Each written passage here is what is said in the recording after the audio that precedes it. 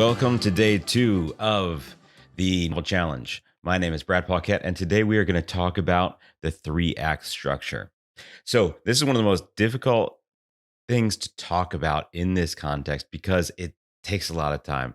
So, if there's one lesson, in this whole week-long series that we're doing to get you up to speed on novel writing, if there's one lesson that I can encourage you to go deeper on it, it's this one. So, again, your best resources for that are the Novel Matrix book or the Novel Matrix classes from the company. So, please check those out. Go take a deeper dive on this one. But over the course of your story that you're going to write over the next 90 days, your protagonist or your main character needs to do something impossible. At least your protagonist needs to do something that's impossible for him at the beginning of the story. Now, in order for that impossible thing at the beginning of the story to become possible and even plausible by the end of the story, he's going to have to go on a life-changing adventure. And it really doesn't matter what genre you're working in. The same is true whether it's adventure or literary fiction or romance or science fiction, anything else that you want to write follows a very similar structure and hits some similar points so that your character's impossible thing becomes possible. So if we take Star Wars as an example, I love to use Star Wars as an example because I'm not necessarily a Star Wars nerd myself, but it is it's a super popular story in our culture. Almost everybody is at least familiar with it if you haven't seen it or seen it many times. But secondly, all of this storytelling is right at the surface level. So lots of stories do this, but really good stories hide it a little bit, and so we're not quite so acutely aware of it. But when you watch Star Wars, all of the elements are right there on the surface, available for you to see.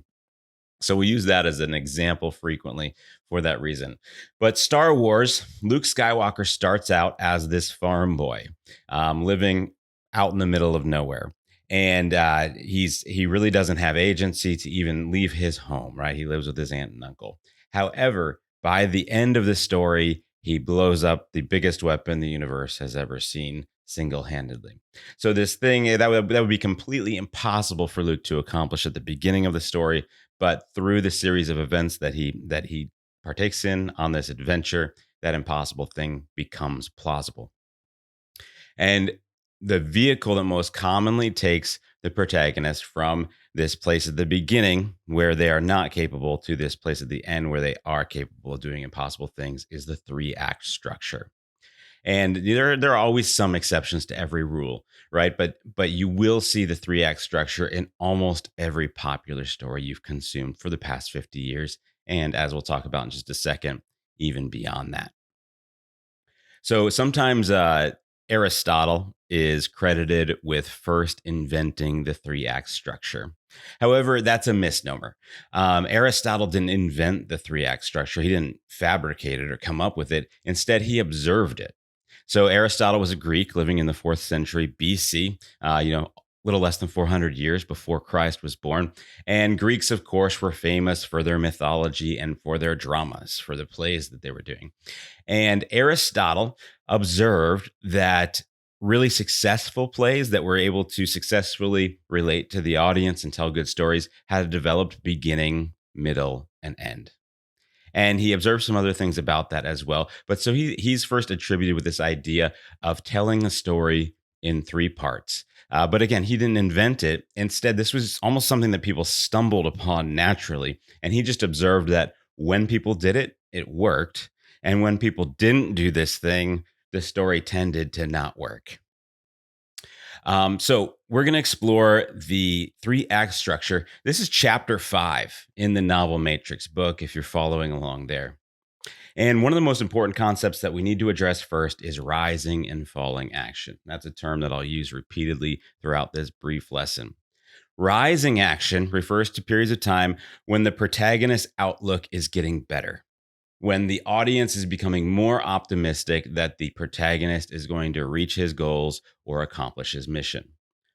Falling action is when the protagonist's life is getting worse, when the audience is less optimistic, more pessimistic, maybe I should say, that the protagonist is not going to reach his goals.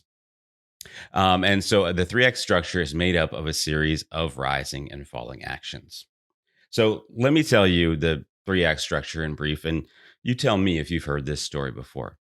So we're introduced to a character, to a protagonist at the beginning of a story, and suddenly everything begins to go wrong. They are pulled into some things that they didn't expect, and their life gets worse and worse and worse until they hit a really hard spot. However, then they're going to fight back and try to solve this problem because if they didn't fight back, it wouldn't be a very interesting story or a story worth telling. They're going to fight back and try to solve their problem. And at first, they'll be successful, but the thing they try fails. However, then they'll learn an important lesson. And finally, they'll be able to fight back effectively and accomplish their goal. Now, that's really this story you've heard so many times. Things get bad, character tries but fails, character tries again and it is successful. And you've heard that story so many times. Again, you've heard it in every genre that you can think of. Even memoirs have to do this, and that's something that we explore, especially in the in the novel Matrix book.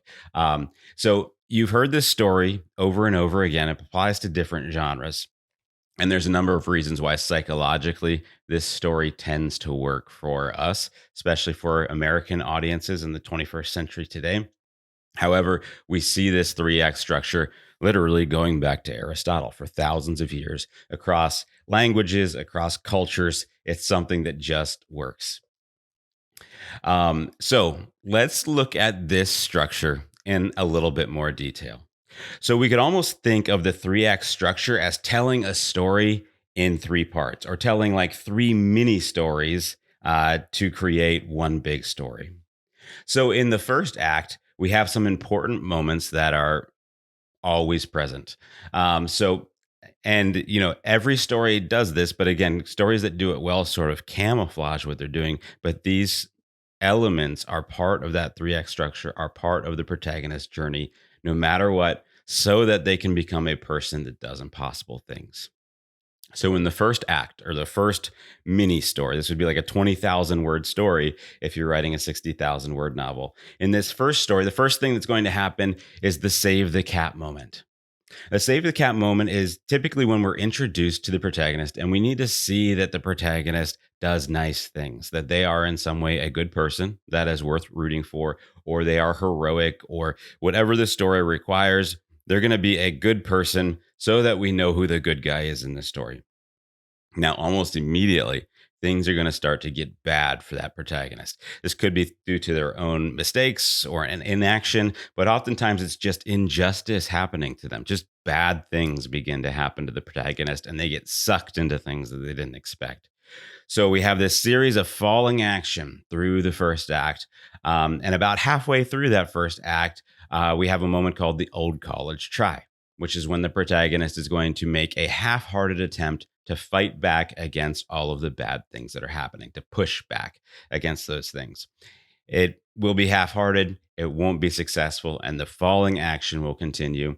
And the protagonist's life will get worse and worse and worse until we reach the rock bottom moment.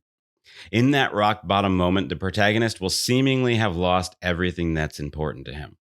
And what's important to that is that it's everything that is important to him. This is a great place to draw out and reinforce themes, because a lot of people don't know what's important to them until they lose it, right? So if we were to take a survey of Americans and ask what's the worst thing that you could lose, most people would say my family and then maybe my health. However, we see tons of Americans who sacrifice their family at the altar of their career every single day of the week, right? We see Americans who sacrifice their health at the altar of their career every single day of the week. So those answers can't possibly actually be true. So for your protagonist, who should be a flawed and realistic person, despite what they might say is their worst day, what do they actually have to lose in that rock bottom moment that is going to put them in a position where now they have to take action? That rock bottom moment has to put that protagonist in a place where they have 2 choices. One is they begin to push back against these circumstances of their life, or 2, they roll over and give up or die or whatever, depending on the genre, of course. But of course, if they rolled over and gave up, it wouldn't be an interesting story. We wouldn't bother to move into the second act as readers. It would just be a really sad, kind of Kafkaesque short story, right? So instead, for your story, the protagonist is going to decide, they're going to rally, and they're going to decide to push back in that rock bottom moment. And that begins the second act, or the second 20,000 word story that we're going to tell in this novel. So, in the beginning of this second act, we have a series of rising action because your protagonist has chosen to fight back. I call this section the montage because in a lot of movies, there's a montage where the character is finding new skills, or they're training, or they're inventing something, or they're making new relationships, whatever the genre requires. But we have this series of rising action where things seem to be getting better and better and better. That takes us to the middle of the second act, which is usually also the center of the story, the middle of the whole story, which we call the Icarus moment, where the character is going to achieve something that's really good, and we're super optimistic about they're successful as the reader.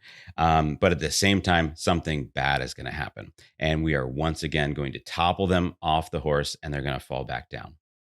We call this the Icarus moment after the Greek myth of Icarus, who was Icarus was escaping from the island of Crete with his father. His father had invented wax wings and told Icarus, "Don't fly too close to the sun, or you will fall into the ocean and die," because that's how science works. And so Icarus, of course, flies too close to the sun, and then he plummets down to the ocean and dies. So the second half of this second act, we call it betrayal, because sometimes, not always, but oftentimes it's characterized by a betrayal. In the first half of the second act and through the first act, even the character has established these new friends and relationships that are going to be helpful for him. More on that tomorrow. And in the downward part of this second act, we often see that one of those relationships betrays the protagonist. And that's just one of many injustices that are happening to him at this time that drives him down, down, down, lower than he's ever been before. Which finally brings us to the epiphany. So, in the epiphany, the character has lost everything that's important to him, and he is going to learn an important lesson. That's why we call it the epiphany moment. So, the character will learn something that cracks the whole thing wide open. So, it could be the realization of a tool or a skill set. Oftentimes, it's a moral lesson. Could be the resolution of a relationship, or in the case of a mystery, it could be like a realization of how physical evidence fits together. And really, it could be a combination of all those things. Oftentimes in the epiphany, we'll see a practical solution coupled with a moral solution, which reinforces the themes and the values of the author in that book. So that's the second act, or the second story. And then the third act that we're going to tell, the third set of 20,000 words, or kind of mini story within the novel, is all rising action. So coming off of that epiphany moment, things are going to get better and better and better for the protagonist because they finally learned the lesson or brought together the pieces that they need to really solve the problem well. So coming off of the epiphany moment, we have rising action for probably 10 to 15,000 words while they now put all of the pieces together for their ultimate solution to the thing that's been challenging them. However, right before things really come together and they have their big win, we're going to have the near miss. Again, we see this in almost all genres, all stories, that right before the climax where everything is resolved, suddenly the protagonist almost loses it all and things begin to fall apart. However, that's resolved, and then the upward action continues. Usually, not always, but oftentimes, if there is a betrayal in the second act, that betrayal is reversed in the near miss. To use Star Wars as a continued example, in the betrayal, the downward section of the second act of Star Wars, Han Solo splits, he takes his money and leaves. However, in the near miss, Han Solo swoops back in at the last minute and takes out Darth Vader so that Luke Skywalker can proceed and do his impossible thing. So that all leads us to a little bit more rising action, which takes us to the climax where the big problem, the driving conflict, is resolved. And this is the high point of the story. This is the impossible thing that the protagonist will accomplish. So everything is hunky-dory there. And then that's followed by the denouement, which is a French term which literally means to untie the knot. And this is where any loose ends of the story are wrapped up if they need to be. But it's important to note that really good stories that make you ponder often don't tie everything up super nicely. We have a few ragged ends, but all the big things that we needed to maintain throughout the story are wrapped up in that denouement.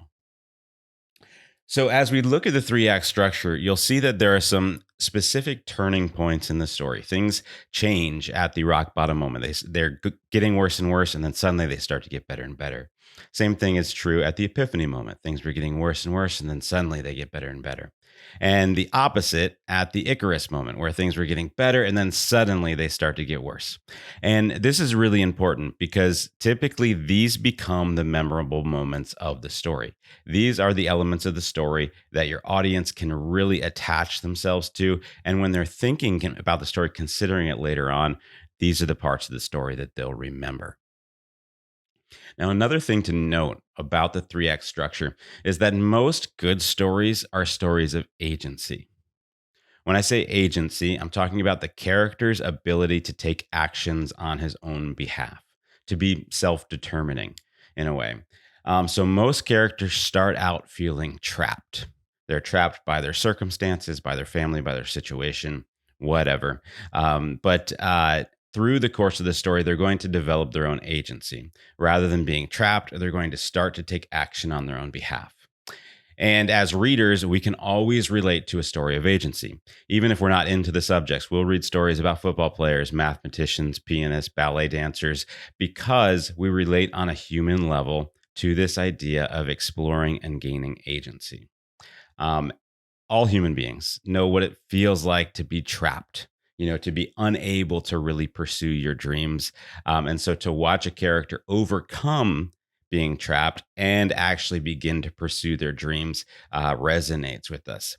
Now, you're in a unique position as part of the novel challenge because you are exerting agency, right? Where so many other people are victims of their circumstances and they say, oh, I'd love to write a book, but I can't because of this or that, this time constraint or this thing about my personality. Like, I have to overcome that first. I've got to get over this or that. You, unlike them, have decided to take that action. So you too can relate to a story of agency. So, as you're thinking about your character and how they relate to this plot structure, keep agency in mind. In the beginning of the story, in that first act, in what ways are they trapped? And in that second act, in addition to the cool stuff that they're going to do, how is that a reflection of their attempt to try to determine their own life? And then in that epiphany moment, when they make a realization and they make it, something comes together for them, how is that something also related to their agency and their ability to do what they want when they want and to determine what their life looks like, regardless of their circumstances? And probably the biggest thing that I can reinforce from this whole 3X structure is that your protagonist must do something that's impossible for him at the beginning of the story. That's why we read stories, and we'll relate to a lot of different genres, even genres we wouldn't typically read, if that impossible thing is sold really well. I need to note that this is also true for memoirs. If you're writing a memoir, a true story about your life, we need to frame it in regards to what is the impossible thing that you accomplished. And that impossible thing doesn't have to be impossible for everybody, but we have to establish the character in the beginning that something was impossible because of circumstances or who they are or trauma or whatever. And over the course of the story, that impossible thing is going to become possible. So you should always be able to state your story in one sentence that goes like this: the character does impossible thing. A farm boy named Luke, who is trapped in his family on the outskirts of the galaxy, destroys the baddest super weapon ever invented in the universe. Right? Character, who is marginalized or trapped in some way, does impossible thing. And if you can do that, again, you'll find that readers are able to resonate with your story, even if it's a topic or a genre they might not typically be interested in.